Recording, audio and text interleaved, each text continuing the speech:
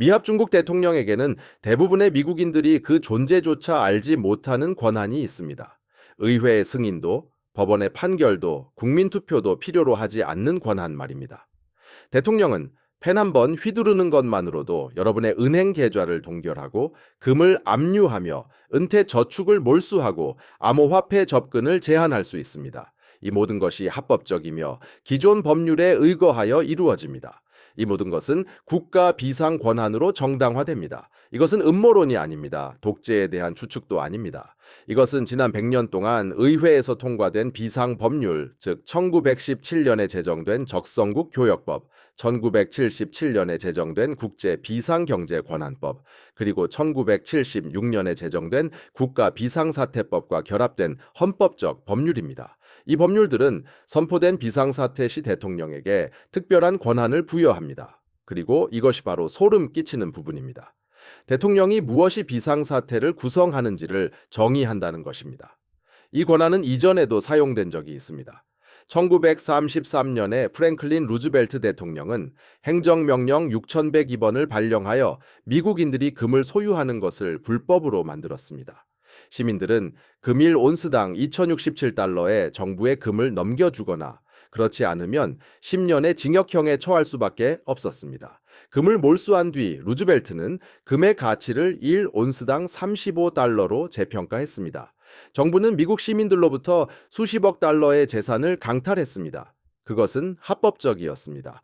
헌법적이었습니다. 그리고 효과가 있었습니다. 그리고 지금 2025년에 이러한 상황이 다시 발생할 조건들이 맞춰지고 있습니다.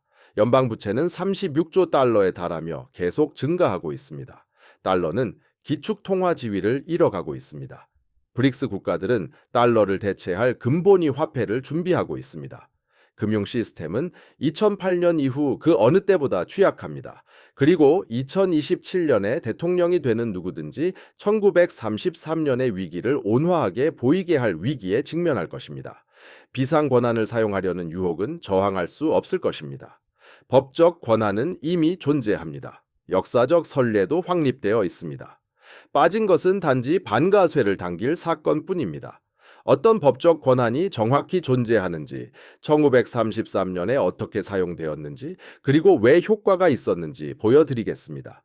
2008년과 2022년의 현대적 선례들이 정부가 무엇을 할 것인지를 어떻게 증명하는지, 왜 2027년이 다음 압류가 발생할 가장 가능성 높은 해인지, 어떤 자산이 어떻게 표적이 될 것인지, 누가 파괴되고 누가 이득을 볼 것인지, 그리고 정부가 약탈적으로 변할 때 사람들이 재산을 보호하기 위해 역사적으로 사용해온 전략들은 무엇인지, 이것은 가능성이 있는지 없는지에 대한 문제가 아니라 언제 일어날 것인지에 대한 문제이기 때문입니다. 그리고 패턴은 2027년을 가리키고 있습니다. 2027년의 재산 압류가 어떻게 작동할지 보여드리기 전에 여러분은 이미 어떤 법적 권한이 존재하는지 이해해야 합니다. 왜냐하면 미국인들은 재산권이 신성 불가침하다고 생각하기 때문입니다. 하지만 그렇지 않습니다. 헌법은 사유재산을 보호하지만 거대한 예외, 즉 비상 권한이 있습니다. 대통령이 국가 비상사태를 선포하면 헌법적 보호 장치들은 정지됩니다. 제거되는 것이 아니라 비상사태가 끝날 때까지 정지되는 것입니다. 그리고 대통령이 비상사태가 언제 끝날지 결정합니다. 이 법적 토대에는 세 가지 기둥이 있습니다. 첫째, 1917년의 적성국 교역법입니다.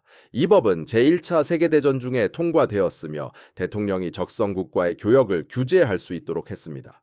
그러나 이 법의 제5조 B항은 대통령에게 외환거래, 금융기관 간 신용 이전 또는 지급, 그리고 금 또는 은화나 지금의 수입, 수출, 사재기, 용해 또는 지정과 관련된 모든 거래를 조사, 규제 또는 금지할 권한을 부여합니다. 이것은 놀라울 정도로 광범위합니다. 핵심 단어는 사재기입니다. 정부는 여러분이 금을 사재기하는 것을 금지할 수 있습니다. 그리고 정부가 사재기가 무엇을 의미하는지 정의합니다. 이 법률은 1933년에 루즈벨트 대통령이 행정명령 6102번을 정당화하기 위해 사용했습니다. 루즈벨트 대통령은 은행 비상사태를 선포하고 미국이 전쟁 중이 아님에도 불구하고 적성국 교역법을 발동했습니다. 그는 이 법의 적용 범위를 외국 적국에서 국내 경제 위기로 확대했습니다. 대법원은 1935년에 이를 지지했습니다. 대통령은 명확합니다. 대통령은 평시 경제 위기 동안에도 전시에 적용되는 비상 권한을 발동할 수 있습니다. 둘째, 국제 비상경제 권한법 International Emergency Economic Powers Act, 약칭 IEEPA로 알려진 1977년 법률입니다. 이 법은 적성국 교역법을 현대화했습니다. IEEPA는 대통령이 국가 비상사태를 선포한 후 외국 또는 외국인이 이권을 가진 재산과 관련된 모든 거래를 규제할 수 있도록 합니다. 이것은 외국 재산에만 국한된 것처럼 들리지만 실제로는 놀라울 정도로 광범위합니다. 만약 외국 은행 계좌를 가지고 있다면 대통령은 그것을 동결할 수 있습니다. 만약 국제적으로 거래되는 암호화폐를 소유하고 있다면 대통령은 그것을 규제할 수 있습니다. 만약 외국 구매자에게 팔릴 수 있는 금을 소유하고 있다면 대통령은 그것을 제한할 수 있습니다. 거의 모든 금융자산에는 어떤 형태로든 외국 요소가 있습니다. IEEPA는 모든 것에 적용됩니다. IEEPA는 수십 번 사용되었습니다. 카터 대통령은 1979년에 이란 자산을 동결하기 위해 이를 사용했습니다. 그 이후에 모든 대통령들은 제재를 위해 IEEPA를 사용했습니다. 트럼프 대통령은 이민 문제로 멕시코를 위협하기 위해 이를 사용했습니다. 바이든 대통령은 2022년에 러시아에 대해 이를 사용했습니다. IEPA는 현대사에서 가장 자주 발동되는 비상 권한입니다. 이는 이제 정상적인 일이 되었습니다.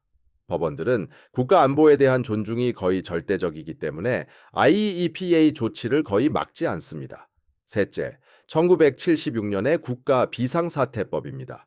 이 법은 의회 검토를 의무화하여 비상 권한을 제한하려는 의도였지만 실제로는 어떤 권한이 존재하는지 법률로 명문화함으로써 비상 권한을 오히려 확대했습니다. 이 법은 대통령이 국가 비상사태를 선포하고 100개가 넘는 특별 권한을 부여하는 법정 조항들을 발동할 수 있도록 합니다. 여기에는 은행 계좌 동결, 통화거래 제한, 통신망 압류, 그리고 교통 통제가 포함됩니다. 일단 비상사태가 선포되면 이러한 권한들은 자동으로 활성화됩니다. 그리고 여기가 중요한 부분입니다. 비상사태는 선포하기는 쉽지만 끝내기는 어렵습니다. 대통령은 그저 선포하기만 하면 됩니다. 사전에 의회 승인은 필요하지 않습니다. 의회는 비상사태를 종료하기 위해 투표할 수 있지만 대통령은 그 투표에 거부권을 행사할 수 있습니다. 따라서 이를 뒤집으려면 의회 의원 3분의 2의 지지가 필요합니다. 이는 한 번도 일어난 적이 없습니다. 1976년 이래로 선포된 모든 비상사태는 대통령이 원하는 만큼 지속되었습니다. 30년 전에 선포된 일부 비상사태는 아직도 해제되지 않았습니다. 비상권한은 일단 발동되면 사실상 영구히 지속되는 셈입니다. 적성국 교역법, 국제비상경제권법, IEPA, 그리고 국가비상사태법, 이 세 가지 법은 선포된 비상사태 기간 동안 대통령에게 경제 전반에 걸쳐 절대적인 권한을 부여합니다. 대통령은 자산을 동결하고 재산을 몰수하며 거래를 금지하고 통화를 통제할 수 있습니다. 비상사태의 정의 또한 대통령이 내립니다. 이것이 바로 법적 근거입니다. 바로 지금 존재합니다. 이전에 사용되었고 앞으로도 다시 사용될 것입니다. 이제 1933년에 이것이 정확히 어떻게 작동했는지 보여드리겠습니다. 왜냐하면 행정명령 6102호는 2027년에 일어날 일의 청사진이기 때문입니다.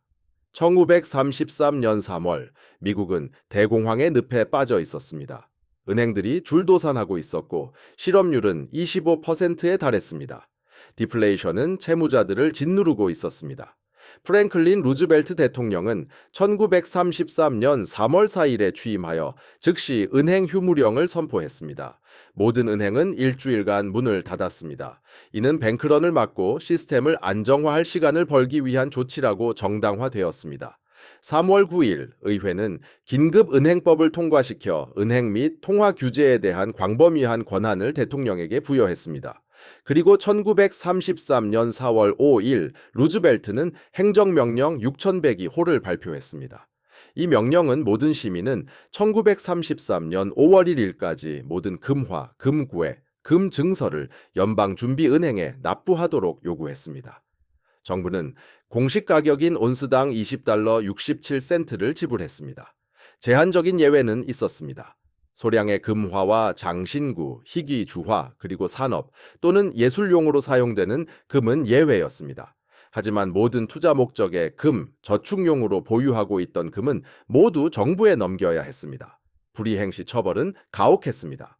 벌금 10,000달러, 오늘날 약 20만 달러에 해당하는 금액 또는 10년 징역형 혹은 이 둘 모두에 처해졌습니다. 이것은 요청이 아니었습니다. 형사처벌이 뒤따르는 몰수였습니다. 그리고 효과는 있었습니다. 대부분의 미국인들은 따랐습니다. 수백만 온스의 금이 연방준비은행으로 흘러들어갔습니다. 금을 숨긴 사람들도 있었지만 위험은 엄청났습니다. 발각되면 감옥에 가야 했습니다. 대부분의 사람들은 저항 대신 수능을 택했습니다.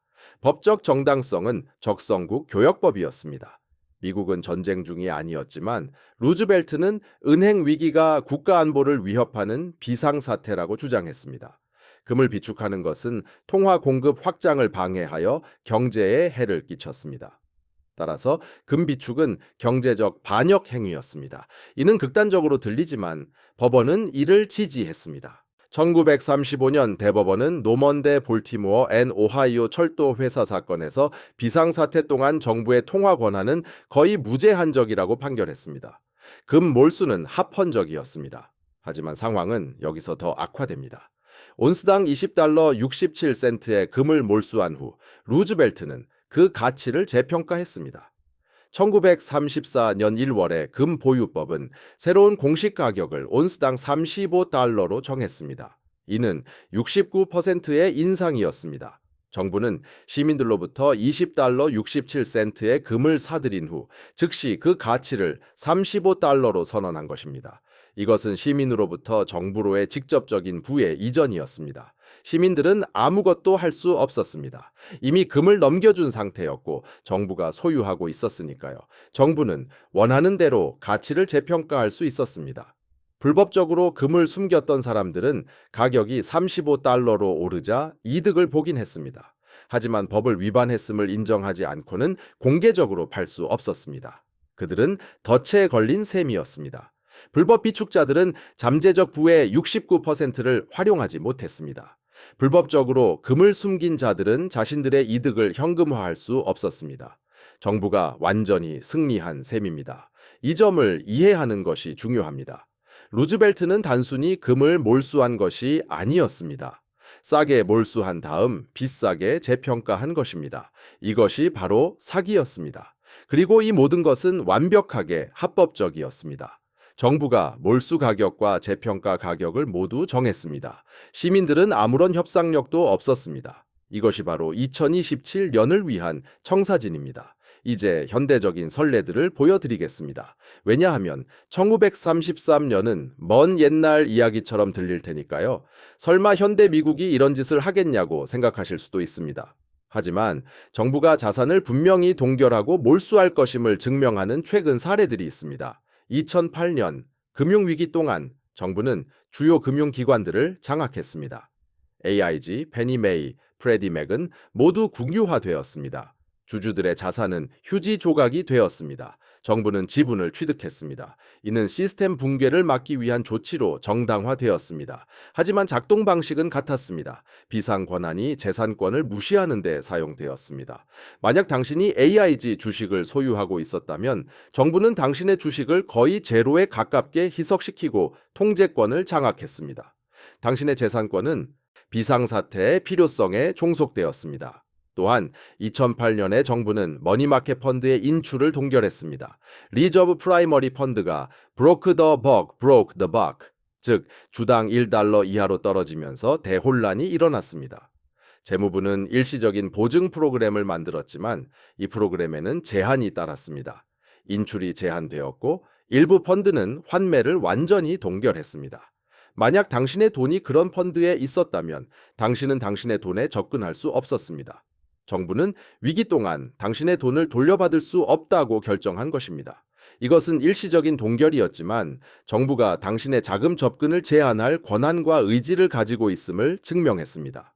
2018년 COCO 기간 동안 정부는 은행 업무를 제한했습니다. 연방준비제도 페드만은 은행들에게 저축 예금 계좌에서 한 달에 6번으로 인출 횟수를 제한하도록 요구했습니다. 이것은 이전에도 있던 규정이었지만 집행이 강화되었습니다. 만약 당신이 6번 이상 인출이 필요했다면 은행은 당신의 계좌를 동결할 수 있었습니다. 이는 은행 규제로 포장되었지만 그 효과는 같았습니다. 당신은 당신의 돈에 자유롭게 접근할 수 없었습니다. 정부가 언제 어떻게 당신의 저축을 사용할 수 있는지 통제한 것입니다. 2022년에는 정부가 러시아 중앙은행 외환 보유액 3천억 달러를 동결했습니다. 러시아는 이 외환 보유액을 미국과 유럽은행에 보관하고 있었습니다. 우크라이나 침공 이후 미국은 행정명령으로 이를 동결했습니다. 재판도 적법한 절차도 없이 그저 자산이 동결되었다는 선언만이 있었습니다. 이제 당신은 이렇게 말할지도 모릅니다. 러시아는 외국 정부이지 미국 시민이 아니라고요. 맞습니다. 하지만 법적 메커니즘은 동일합니다. 만약 정부가 외국 주권 국가에 속한 3천억 달러를 동결할 수 있다면 미국 시민의 3만 달러도 동결할 수 있습니다. 그 권한은 동일하며 오직 대상만 다를 뿐입니다. 게다가 2022년에는 캐나다 정부가 트럭 운전사 시위대의 은행 계좌를 동결했습니다. 오타와 시위에 참여한 시위대원들은 기소나 재판 없이 단지 비상 권한에 따른 행정명령만으로 은행 계좌가 동결되었습니다. 이 일은 미국이 아닌 캐나다에서 일어났지만 캐나다는 동일한 영국 관습법 전통에 기반한 유사한 비상 권한법을 가지고 있습니다. 캐나다가 한 일은 미국도 할 수 있습니다. 대통령은 2022년 서구 민주주의 국가에 존재합니다. 만약 캐나다가 정치 시위대의 계좌를 동결했다면 미국 역시 선포된 비상사태 시기에 똑같이 할 수 있습니다. 이러한 사례들은 정부가 위기 상황에서 자산을 동결하고 압류할 것임을 증명합니다. 메커니즘이 존재하고 선례가 존재하며 의지도 존재합니다. 필요한 것은 오직 명분뿐입니다. 그리고 2027년에는 그 명분이 명백해질 것입니다. 브릭스 금 기반 통화로부터의 국가 안보 위협 말입니다. 이제 왜 2027년이 가장 가능성이 높은 해인지 보여드리겠습니다.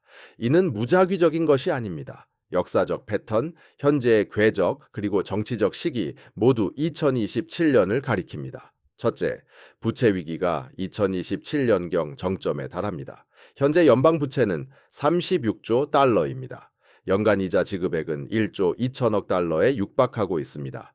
2027년까지 이자 지급액은 1조 5천억 달러를 초과할 것입니다. 이는 국방비나 메디케어보다도 큰 금액입니다. 정부는 실제 어떤 프로그램보다도 이제 더 많은 돈을 지출하게 될 것입니다. 이는 지속 불가능합니다. 정부는 세 가지 선택지에 직면합니다. 채무 불이행, 초인플레이션 또는 부의 압류입니다. 채무 불이행은 미국 신뢰도를 파괴합니다. 초인플레이션은 달러를 파괴합니다. 일시적인 비상조치로 포장된 부의 압류가 정치적으로 가장 쉽습니다. 둘째, 브릭스 통화 출시입니다. 브릭스 국가인 브라질, 러시아, 인도, 중국, 남아프리카 공화국은 물론 새로운 회원국인 사우디아라비아, 아랍에미리트, 이란, 이집트, 에티오피아가 금과 원자재로 뒷받침되는 공동 통화 계획을 발표했습니다. 초기 예상으로는 2024년 또는 2025년 출시를 제안했지만 이러한 프로젝트는 항상 지연됩니다. 더 현실적인 시기는 2026년 또는 2027년입니다. 브릭스가 금 기반 통화를 출시할 때 이는 달러 패권에 직접적인 위협이 될 것입니다. 미국은 대응해야 할 것입니다. 대응은 금 본위제로의 복귀, 이는 미국 금 보유고 재평가를 필요로 함이거나 보유고 증대를 위해 개인 소유의 금을 압류하는 것이 될 것입니다. 어느 쪽이든 금 압류는 대응책의 일부가 될 것입니다. 셋째, 대통령 임기 시점입니다. 만약 트럼프가 2024년에 당선된다면 그의 임기는 2025년 1월부터 2029년 1월까지입니다. 다른 대통령이 당선되어도 동일한 시기입니다.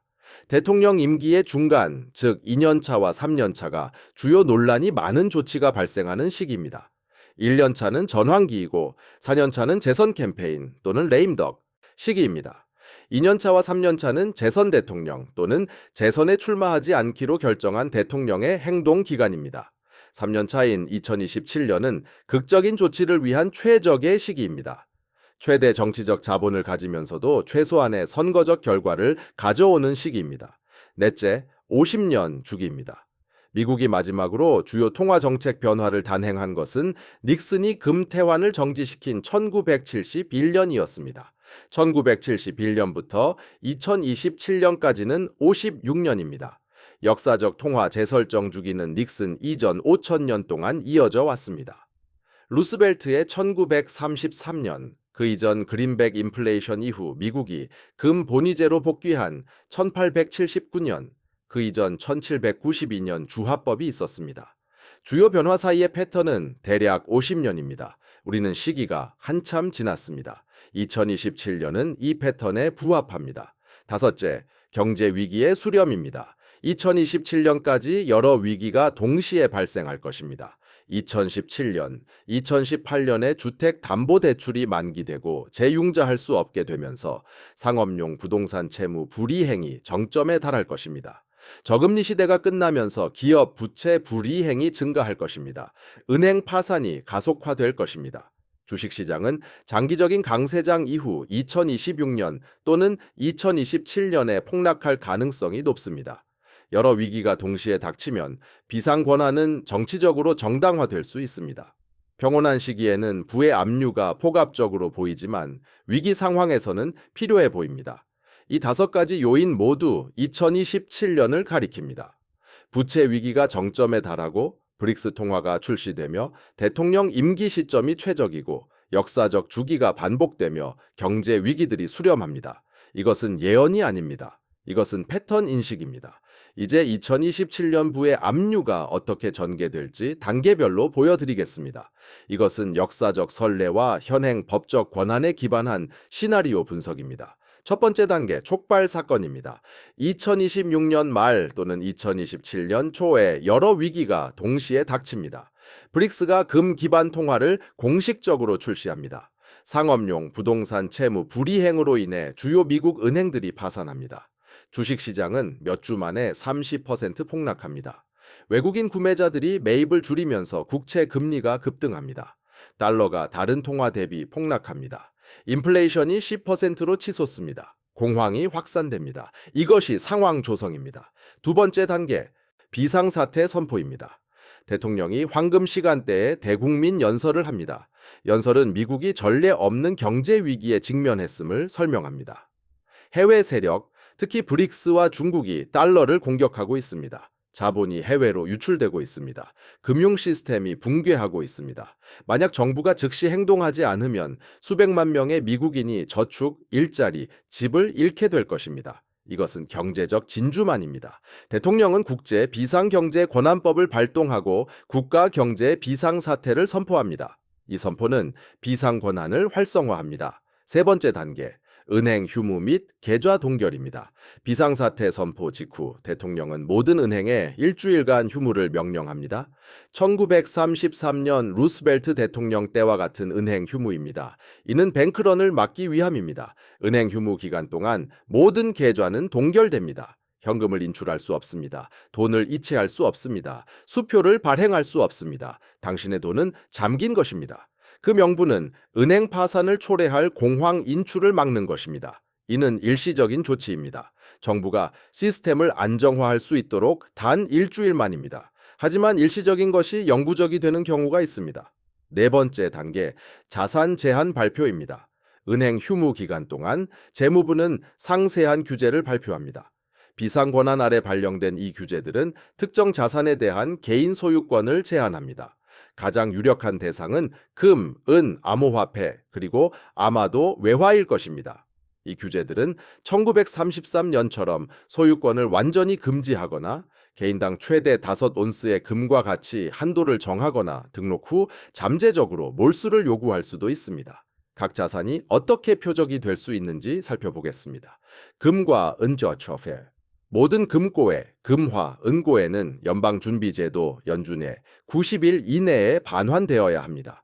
정부는 금일 온스당 3,000달러를 지불할 것인데 이는 현재 시장 가격인 2,700달러보다는 높지만 정부가 재평가하려는 가격보다는 낮은 금액입니다. 소량의 장신구, 희귀 주화, 산업용 금은 예외지만 투자 목적의 금은 반환되어야 합니다.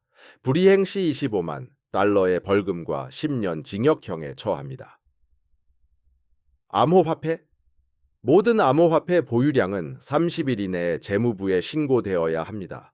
암호화폐 거래소들은 계정을 동결하고 모든 보유량을 정부에 보고해야 합니다. 정부는 시민들에게 현재 시장 가치로 보상하겠지만 암호화폐는 사실상 국유화될 것입니다. 그 이유는 암호화폐가 국가 비상사태 시 자본 유출과 조세 회피를 가능하게 하기 때문이라는 명분입니다. 개인의 암호화폐 소유는 비상경제 조치를 훼손합니다. 따라서 위기 해결 시까지 일시적으로 금지됩니다.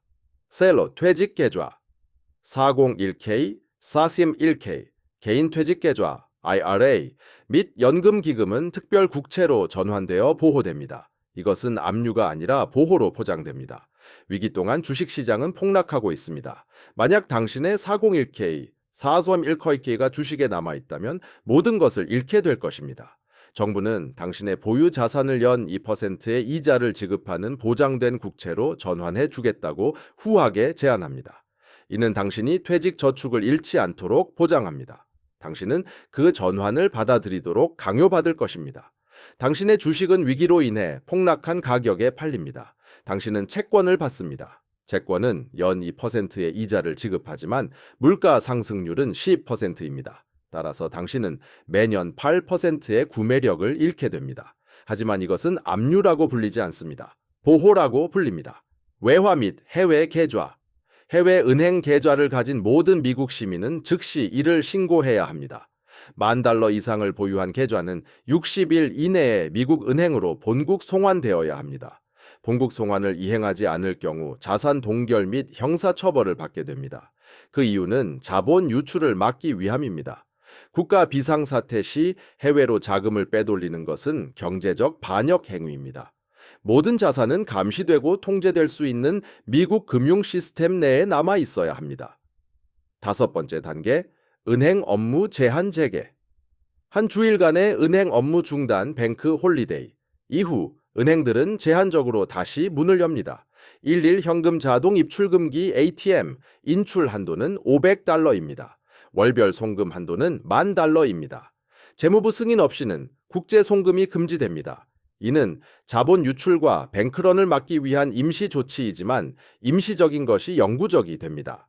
이 제한들은 여러 해 동안 유지됩니다. 당신의 돈은 기술적으로 당신의 것이지만 자유롭게 접근할 수는 없습니다. 정부가 이를 통제합니다. 6번째 단계, 금 재평가. 시민들로부터 1온스당 $3,000의 금을 몰수한 후 정부는 이를 1온스당 $15,000로 재평가합니다. 이는 브릭스 통화와의 경쟁을 위해 달러를 금으로 뒷받침하는 데 필요하다는 명분입니다. 재무부는 미국이 근본위 달러로 회귀한다고 발표합니다. 모든 달러는 이제 1온스당 $15,000의 금으로 뒷받침됩니다. 이는 달러에 대한 신뢰를 회복시킵니다. 국제 무역이 재개되고 위기가 안정됩니다. 그러나 여기에 속임수가 있습니다. 7번째 단계, 새로운 금융 시스템 구현. 금이 재평가되고 인플레이션을 통해 부채가 재조정되며 자산이 묶인 상태에서 정부는 새로운 시스템을 발표합니다. 달러는 1온스당 $15,000의 금으로 뒷받침됩니다. 새로운 디지털 달러인 중앙은행 디지털 화폐 CBDC가 모든 거래에 의무화됩니다. 모든 은행 계좌는 디지털 지갑으로 전환됩니다. 현금은 5년에 걸쳐 단계적으로 폐지됩니다. 암호화폐는 영구적으로 금지됩니다. 금 소유권은 제한됩니다. 국제거래는 정부 승인을 받아야 합니다. 이것이 새로운 일상입니다. 비상사태가 공식적으로 결코 끝나지 않기 때문에 비상권한은 무기한으로 유지됩니다. 이것이 7단계 과정입니다. 발단 사건, 비상사태 선포, 은행 업무 중단 및 동결, 자산 제한 발표, 은행 업무 제한 재개, 금 재평가 및 부의 이전, 새로운 금융 시스템 구현. 1933년에 금을 통해 이러한 일이 발생했습니다. 2027년에는 금, 암호화폐, 그리고 퇴직 계좌를 통해 이러한 일이 발생할 수도 있습니다. 법적 권한은 존재합니다. 역사적 선례도 존재합니다. 위기가 닥치면 정치적 의지도 생겨날 것입니다. 이제 누가 이기고 누가 지는지 보여드리겠습니다. 누가 이기는가? 첫째, 정부가 막대하게 이득을 봅니다. 연방 정부는 36조 달러의 부채를 지고 있습니다. 금 재평가와 화폐 발행을 통해 인플레이션을 유발함으로써 부채는 가치가 하락한 통화로 상환 가능해집니다. 명목상 36조 달러의 부채는 70에서 80%의 가치 하락 이후 실질 구매력 면에서는 단 7조에서 10조 달러의 가치만을 가지게 됩니다. 부채는 사실상 사라집니다. 게다가 금을 몰수하고 재평가하는 것은 정부의 수조 달러의 추가 자산을 제공합니다. 정부의 재무제표는 시민들의 희생으로 회복됩니다. 둘째, 압류 대상이 아닌 실물 자산을 가진 사람들은 살아남습니다. 당신 이름이 아닌 신탁이나 유한책임회사 LLC, 명의로 온전히 소유한 부동산, 생산적인 농지, 공장이나 장비와 같은 실물 사업체 등이 이에 해당합니다. 이러한 자산들은 가치를 유지합니다. 정부는 현실적으로 모든 농장과 공장을 압류할 수 없습니다. 부동산은 금융자산보다 압류하기 어렵습니다. 만약 당신이 빚 없이 집을 소유하고 있다면 정부는 재산세를 인상할 수도 있지만 물리적으로 집을 압류하지는 않을 것입니다. 소득을 창출하는 실물 자산은 금융 자산보다 더 잘 살아남습니다. 셋째, 미국 관할권 밖에 해외 자산을 가진 사람들이 이득을 봅니다. 만약 당신이 스위스에 금을 보관하고 있다면 미국 정부는 그것을 몰수할 수 없습니다. 만약 당신이 싱가포르에 은행 계좌를 가지고 있다면 미국은 당신에게 본국 송환을 압박할 수 있습니다. 하지만 만약 당신이 해외에 이미 거주하고 있어 거부할 경우 집행은 어렵습니다. 위기 이전에 해외로 자산을 분산 투자했던 부유층은 일부 부를 보호합니다. 이것은 수년 전부터 계획이 필요합니다. 은행 영업 정지 기간에는 자산을 옮길 수 없습니다. 위기가 닥치기 전에 해야 합니다. 넷째, 몰수 이전에 실물 자산으로 전환한 선제적 행동자들입니다. 2025년에 주식과 채권을 팔아 농지, 해외에 보관된 금 또는 생산적인 사업체를 구매했다면 몰수를 피할 수 있었습니다. 시스템이 봉쇄되었을 때 당신의 부는 시스템 안에 갇혀 있지 않았습니다. 이것은 위기가 닥쳐오는 것을 보고 미리 행동하는 것이 필요합니다. 대부분의 사람들은 그렇게 하지 않겠지만 그렇게 하는 사람들은 살아남습니다. 다섯째, 정치 엘리트와 연줄이 닿는 내부자들입니다. 위기 시에는 항상 그렇습니다. 사전 정보를 가진 사람들은 발표 전에 미리 위치를 선점합니다. 만약 당신이 금 몰수가 임박했다는 것을 아는 재무부 관리라면 발표 전에 자산을 옮길 것입니다. 금을 숨기고 돈을 여객로 옮기고 자신을 보호할 것입니다. 그리고 위기 후에 모든 것을 잃어 절박해진 사람들로부터 폭락한 가격으로 자산을 사들입니다. 위기는 연줄 없는 자들로부터 연줄 있는 자들에게로의 부의 이전입니다. 이제 누가 파멸적인 손실을 입을까요? 중산층이 가장 많이 잃습니다. 중산층의 부는 주로 세 곳에 있습니다. 연금 계좌, 은행 계좌, 그리고 주택담보대출이 있는 집입니다. 이 세 가지 모두 파괴됩니다. 연금 계좌, 주식 50만 달러가 들어있는 당신의 401k, 401k배는 위기 가격으로 정부 국채로 강제로 전환됩니다. 당신의 주식은 서류상 50만 달러 가치이지만 폭락 중에 50% 할인된 가격으로 팔려 25만 달러가 실현됩니다. 그 25만 달러는 국채로 전환되어 2%의 이자를 지급하지만 인플레이션은 10%입니다. 당신은 매년 구매력에서 8%씩 손실을 보고 있는 것입니다. 10년 후 당신의 25만 달러는 실질 가치로 10만 달러가 됩니다. 당신의 은퇴 자금은 사라지는 것입니다. 은행 계좌, 당신의 저축액 10만 달러는 은행 영업 정지 기간 동안 동결됩니다. 은행이 다시 문을 열어도 인출 제한 때문에 하루에 500달러 이상은 인출할 수 없습니다.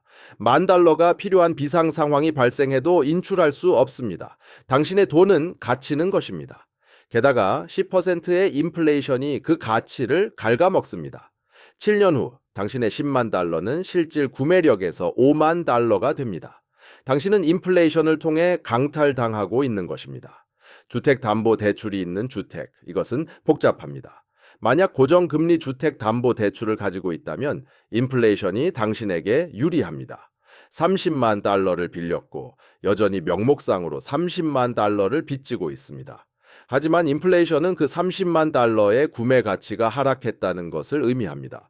당신의 빚의 가치가 하락한 것입니다. 그러나 만약 변동금리 주택 담보 대출을 가지고 있거나 대출을 재조정해야 한다면 당신은 파괴됩니다. 위기 동안 금리가 폭등합니다. 당신의 3% 대출은 10%가 됩니다. 상환액이 3배로 늘어납니다. 당신은 감당할 수 없습니다. 채무 불이행을 하게 됩니다. 은행이 압류합니다. 수백만 명이 집을 잃습니다. 금과 은 소유자들 역시 손실을 봅니다. 만약 그들이 순응한다면 말이죠. 시장 가격으로 27만 달러 가치의 금백 온스를 소유하고 있었다고 가정해 봅시다. 몰수 기간 동안 30만 달러를 받고 넘겨줍니다. 그런데 정부는 나중에 그 금을 150만 달러로 재평가합니다. 당신은 30만 달러를 받았지만 잠재 가치 120만 달러를 잃은 것입니다. 당신은 인수에 대한 보상을 받았지만 재평가된 가치에 훨씬 못 미칩니다. 이것이 바로 사기입니다. 순응한 금 소유자들은 푼돈만 받습니다. 암호화폐 소유자들은 모든 것을 잃습니다. 5만 달러 가치의 당신의 비트코인은 넘겨줘야 합니다. 정부는 당신에게 5만 달러를 지불합니다. 하지만 정부는 그 후 암호화폐를 금지합니다. 당신은 다시 살 수 없습니다. 당신은 가치가 떨어지는 달러에 갇히는 것입니다. 당신의 비트코인은 가치를 유지했을 텐데 가치가 하락하는 달러로 강제로 전환해야 했습니다.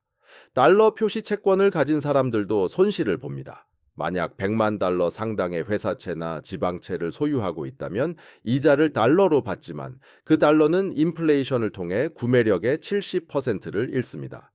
당신의 100만 달러 채권은 실질 가치로 30만 달러가 됩니다. 명목상으로 상환받지만 가치 없는 통화로 받는 것입니다. 은퇴자들이 가장 많이 잃는 이유는 재건할 수 없기 때문입니다.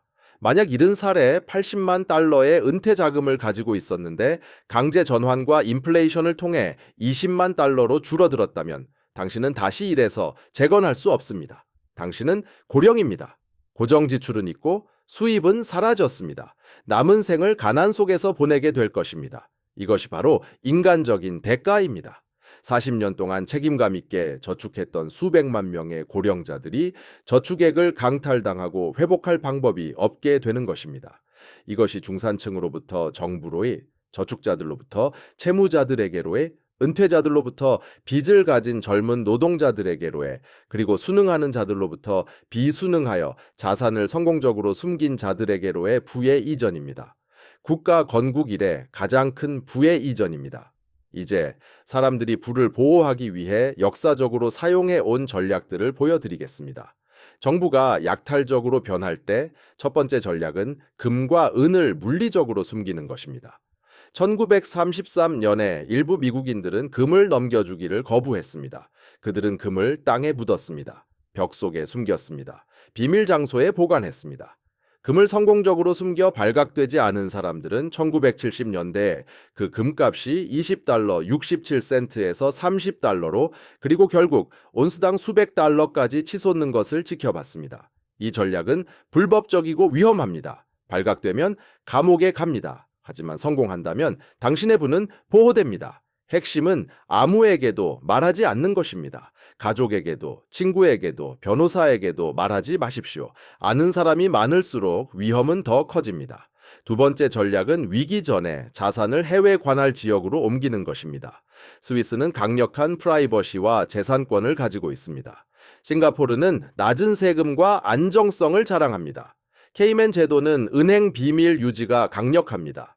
위기 전에 해외 은행 계좌를 개설하거나 해외 부동산을 매입하거나 해외 금고에 금을 보관한다면 그러한 자산은 미국 정부가 압류하기 더 어렵습니다. 미국은 자산을 본국으로 송환하라고 요구할 수 있습니다. 하지만 당신이 이미 해외에 거주하고 있거나 처벌을 감수할 의향이 있다면 집행은 어렵습니다. 부유층은 수세기 동안 이러한 방식으로 행동해 왔습니다. 정부가 약탈적으로 변할 때 자본은 도피합니다.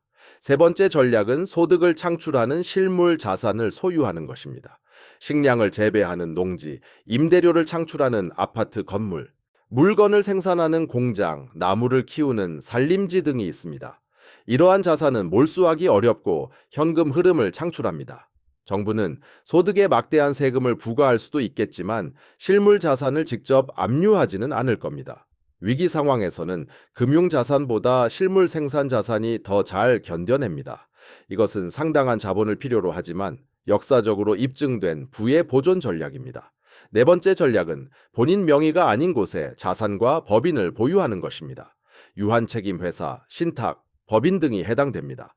만약 와이오밍주의 유한책임회사가 귀하의 금을 보유하고 있다면 개인적으로 귀에게 추적하기가 더 어려워집니다.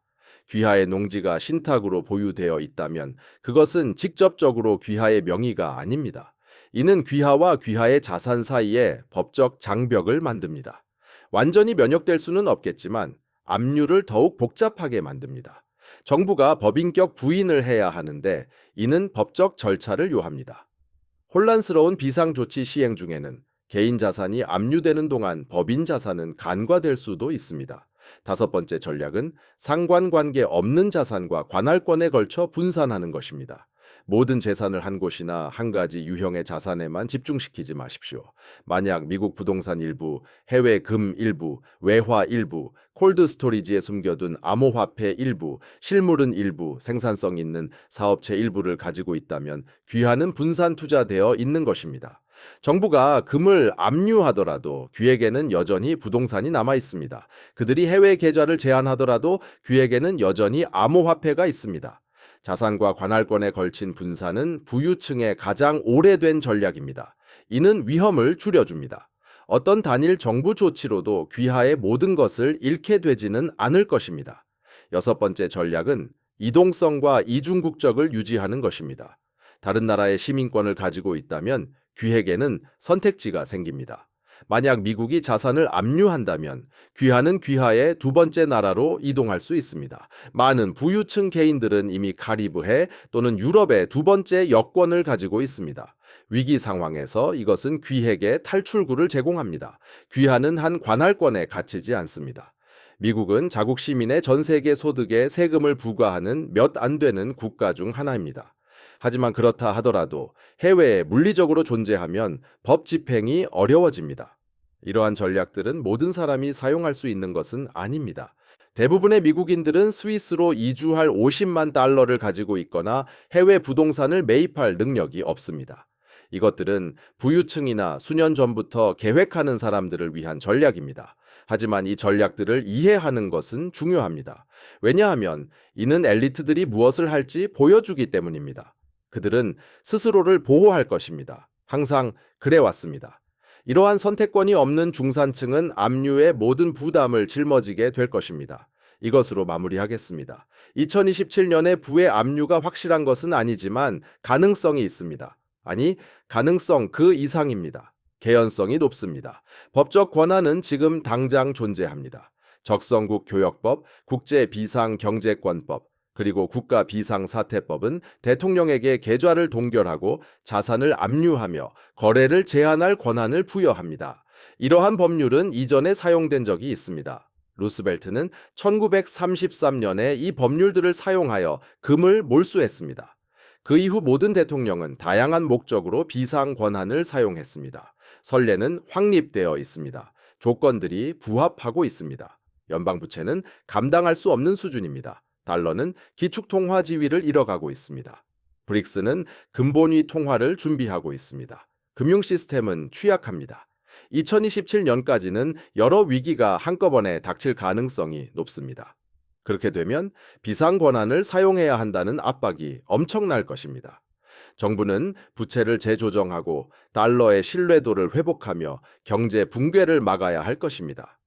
일시적인 비상조치로 포장된 부의 압류는 정치적으로 가장 쉬운 해결책이 될 것입니다. 역사적 패턴이 이를 뒷받침합니다. 루스벨트는 1933년에 그렇게 했습니다. 그것은 효과가 있었습니다. 정부는 부를 수용하고 금을 재평가했으며 인플레이션을 통해 부채를 줄이고 경제를 안정시켰습니다. 대가가 있었습니다. 중산층은 파괴되었습니다. 저축자들은 모든 것을 잃었습니다. 하지만 정부는 살아남았습니다. 그리고 그것이 정부가 신경 쓰는 것입니다. 귀하의 은퇴가 아니라 그들의 생존 말입니다. 타임라인은 2027년을 가리킵니다.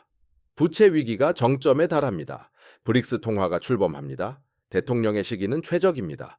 역사적 주기는 반복됩니다. 이것은 예측이 아닙니다. 이것은 패턴 인식입니다. 50에서 800년마다 정부는 몰수, 재평가 또는 인플레이션을 통해 통화 시스템을 재설정합니다. 우리는 1971년에 마지막 재설정 이후 54해가 지났습니다. 다음 재설정은 이미 예정 시기를 넘겼습니다. 만약 이 다큐멘터리가 존재조차 몰랐던 권한들을 보여주었고 행정명령 6102호가 고대 역사가 아니라 미래를 위한 청사진임을 이해했다면, 그리고 2027년이 그 패턴에 완벽하게 부합한다는 것을 인지한다면 귀에게는 선택의 여지가 있습니다. 이를 무시하고 일어나지 않기를 바라거나 아니면 대비하거나 말입니다. 자산을 분산하십시오. 일부 재산을 시스템 외부로 옮기십시오. 실물 자산을 소유하십시오. 부유층이 사용하는 전략을 이해하십시오. 왜냐하면 압류가 닥치면 그것은 빠르게 진행될 것이기 때문입니다. 은행들은 문을 닫을 것입니다. 계좌는 동결될 것입니다. 귀에게는 반응할 시간이 없을 것입니다. 지금 당장 대비해야 합니다. 정부는 압류를 미리 발표하지 않을 것입니다. 그들은 위기를 조성하고 비상사태를 선포한 다음 행동할 것입니다. 루스벨트는 취임 후 4주 만에 금 몰수를 발표했습니다. 대중에게는 어떠한 경고도 없었습니다. 귀하가 무슨 일이 일어나는지 깨달을 때쯤이면 이미 너무 늦습니다. 귀하의 자산은 이미 동결되어 있을 것입니다. 미국의 위대한 부의 압류, 새로운 행정명령. 아직은 아니지만 그 권한은 존재합니다. 선례가 존재합니다. 조건들이 부합하고 있습니다. 타임라인은 2027년을 가리킵니다. 그리고 그것이 현실이 되면 합법적이고 헌법적이며 파괴적일 것입니다. 대비한 자들은 살아남을 것입니다. 그렇지 않은 자들은 모든 것을 잃을 것입니다. 패턴은 분명합니다. 선택은 귀하의 몫입니다. 재산권이 정지되고 정부가 귀하가 무엇을 소유할 수 있는지 결정하며 부가 합법적으로 몰수되는 비상권한 시대로 오신 것을 환영합니다. 그것은 1933년에 일어났습니다. 지금은 다른 형태로 벌어지고 있으며 2027년에 다시 일어날 것입니다. 유일한 질문은 귀하가 그것을 볼 것인지 여부입니다.